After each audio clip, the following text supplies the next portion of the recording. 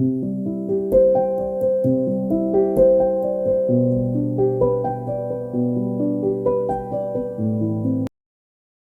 खड़े हैं centre of excellence पे और बहुत दिनों बाद आप लोगों से मुलाकात हो रही है।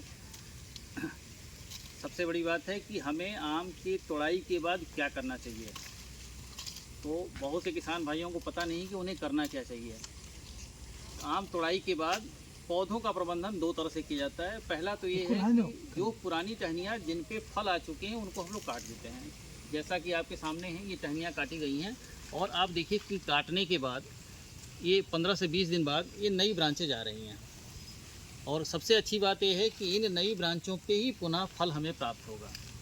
जैसा कि आप देख रहे हैं, ये सारे सूट जो हैं वो नए हैं। और जैसा कि पहले भी हम बता चुके हैं कि 6 महीना से पुराने ब्रांच पे ही फल आते हैं और फल हमेशा नए सूट्स पे आते हैं। तो जैसा कि हम लोग दिखा रखा है कि देखिए सारी ब्रांचेज जो काटी गई हैं, इन सभी ब्रांचेज में नए सूट्स आ रहे हैं जिन पर आने वाले समय में फल आएंगे। दूसरी बात यह है कि जैसा कि हम लोगों ने पहले कर रखा था, इस कैनोपी मैनेजमेंट में हम बीज के क्षेत्र को बिल्कुल खुला रखते हैं। जैसा कि आप देख रहे हैं, तो इसमें भी हम लोगों ने बीज के क्षेत्र को पूरा खुला रखा है। और ये जो ब्रांचेज आ रही हैं, नए सूट्स जो आ रहे हैं, इनको भी हम आगे नहीं बढ़ने देंगे। बढ़ने दे दिया तो ये फिर वही बीज के क्षेत्र को कवर कर लेंगे और इन ब्रांचेज से पुनः हमें फल प्राप्त नहीं होगा। तो हमें करना ये है कि इन पुराने ब्रांच जिस पे हम फल ले चुके हैं, उन सभी फल की टहनियों को काट देना है। जैसा कि आप देखिए, इसमें सारे फल वाले टहनियों को काट दिया गया है। पिछले वीडियो में हम लोगों ने दिखाया था कि इन पौधों पे किस तरह के फल लदे हैं। ये हमारी रोमानी वैरायटी है और इस पे फल ज़बरदस्त फलत थी। उसके बाद हम लोगों ने फल प्राप्त करने के बाद इन सारे सूट्स को काट दिया है। जैसा कि आप देख रहे हैं, ये कटा हुआ सूट्स है। और सूट कटने के बाद कितनी ब्रांचेज हमें मिल रही हैं, 1 2 3 4 5 ये ब्रांचेज मिल रही हैं और यही ब्रांचेज आने वाले समय में हमें फल देंगे। दूसरा, हमें प्रबंधन करना है कि हमें पौधों को पोषक तत्व कैसे देना है। सबसे बड़ी बात है कि हम जितना फल लिए हैं, यदि इनको पोषक तत्व नहीं देंगे तो इनमें फल तो आएंगे, लेकिन फल की जो क्वांटिटी होगी वो कम होगी, उनकी गुणवत्ता कम होगी, आकार कम होगा, फलत कम होगी। तो हमें इन पे पोषक तत्व भी देना है। कैसे देना है, इनका डोज है। 1 साल का पौधा जब रहता है तो उसे 100 ग्राम की यूरिया, 350 ग्राम सिंगल सुपर फास्फेट और 160 ग्राम म्यूरेट ऑफ पोटाश देते हैं। यूरिया 2 बार देते हैं, अभी यूरिया देने का टाइम है। और 5 किलो सड़ी गोबर की खाद हम 1 साल के पौधे को देते हैं। ये 5 साल के पौधे में इसी तरह का अनुपात हो जाता है, 10 साल के पौधे में ये 10 गुना हो जाता है।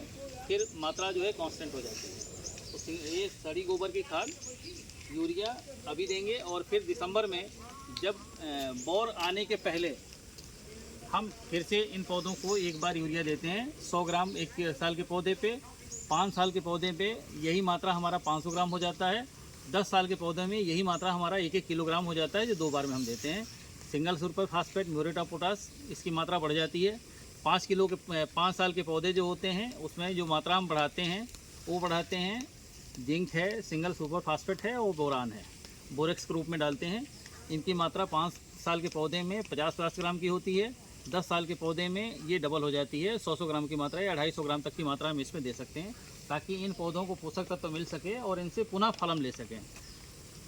जैसा किसान भाइयों भ्रांतियाँ हैं कि हर साल पौधे से फल नहीं ले सकते, तो ऐसा नहीं है। यदि हम सावधानी बरतेंगे तो हम हर साल पौधे लेंगे, फल लेंगे और फल भी मनचाही मात्रा में लेंगे, बशर्ते हम उनका प्रबंधन कर सकें। बाकी इस समय कीड़े मकोड़ों का भी प्रकोप होता है, तो इसमें हमें फंगस का जो फंजीसाइड है, कॉपर ऑक्सीक्लोराइड का इस्तेमाल करना है। बाकी रोगार और इम्डा, एक रोगार जो है हमारा कॉन्टैक्ट है इंसेक्टिसाइड है, इम्डा जो है हमारा सिस्टेमिक इंसेक्टिसाइड है, जिसकी मात्रा अलग अलग पौधों पे अलग अलग रूप में दी जाती है। 1.5 ml पर लीटर रोगार का मात्रा है और 0.9 या 1 ml तक की मात्रा जो है प्रति लीटर हम इम्डाक्लोरोपिड का मात्रा देते हैं। दूसरी बात कि इस समय बरसात ख़त्म होने के बाद पेड़ों पे कीड़े मकोड़ों का प्रभाव ना हो, तो चूना गमेक्सिन डाल करके हम लोग इसका इस्तेमाल करते हैं। और ये कोशिश रहती है कि लगभग छोटे पौधे जो हैं लगभग 3 फीट तक की मात्रा, 3 फीट का जो एरिया है उनको हम लोग चूना गमेक्सिन से कर दें, ताकि कीड़े मकोड़ों का प्रभाव इस पर ना हो सके। बाकी इन पौधों को काटा गया है, तो आप देखिए ये सारे पौधे हमारे हैं जिनको हम लोगों ने सारे पुराने ब्रांचेस को काट दिया था और नए ब्रांचेस पे आप देखिए सभी पे नए ब्रांचेस आ रहे हैं। ये पुरानी पत्तियां हैं जो आपके सामने हैं। ये पुरानी पत्तियां अब धीरे धीरे करके छोड़ देंगी और नए पत्ते नए सूट्स जो हैं इनकी जगह ले लेंगे और फिर से पौधा हमारा उस स्थिति में आ जाएगा जैसे कि हम लोगों ने पुराना इसको फलक के लिए लिया था।